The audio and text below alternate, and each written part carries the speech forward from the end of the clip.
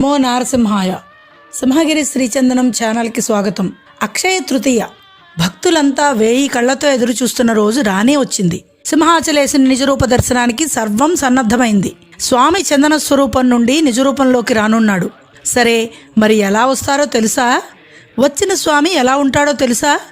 ప్రహ్లాదుని కాపాడిన స్వామి నారసింహుడు కదా, మరి వరాహ రూపం ఎలా వచ్చింది? ఇలా చాలా విశేషాలు మీకు విపులంగా చెప్పబోతున్నాను. అందుకోసం మీరు ఈ వీడియో చివరి వరకు చూడాలి.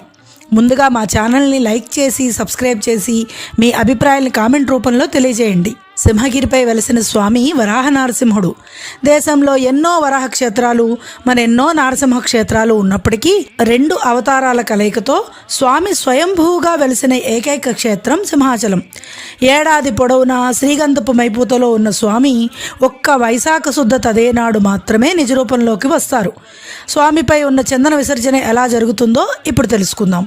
స్వామివారిపై చందనం తొలగించడం ఒక ప్రత్యేక పద్ధతిలో నిర్వహిస్తారు. తదేకు 2 రోజుల ముందు నుండి రాత్రులు స్వామివారిపై ఉన్న చందనం మెత్తబడడం కోసం పవిత్ర జలాలతో శీతలాభిషేకం చేస్తారు.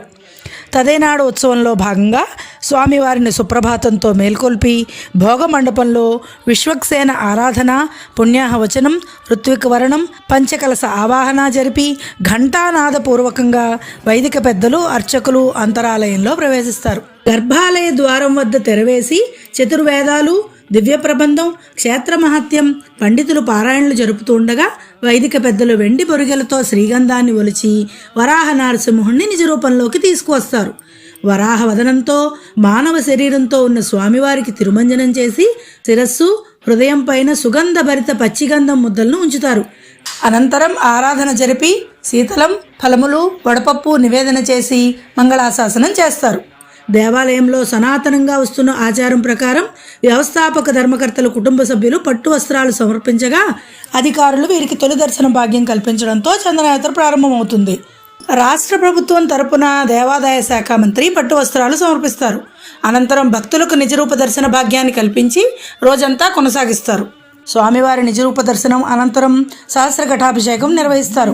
వందలాది మంది శ్రీ వైష్ణవ స్వాములు గంగధార నుండి ప్రకృతి జలాలను తీసుకురాగా వైదిక పెద్దలు స్వామివారికి అభిషేకం చేస్తారు. 1000 కడవలతో ఈ అభిషేకం జరుగుతుంది. అంతకుముందు అష్టోత్తర శతకలతో పంచామృత అభిషేకం నిర్వహిస్తారు.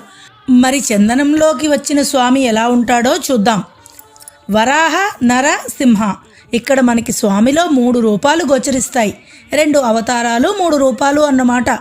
స్వామి ముఖం వరాహం, శరీరం మానవుడు, నడుము తోక సింహంగా, కుందాభ సుందర తనుహు అంటే తెల్లని మేనిఛాయతో ఎడమ చేతితో జారిపోతున్న బట్టను పట్టుకుని కుడి చేతితో గరుత్మంతునికి అమృతం అందిస్తూ 3 వంకలతో ముచ్చటగా ఉంటాడని క్షేత్రమహత్యం తెలిపింది.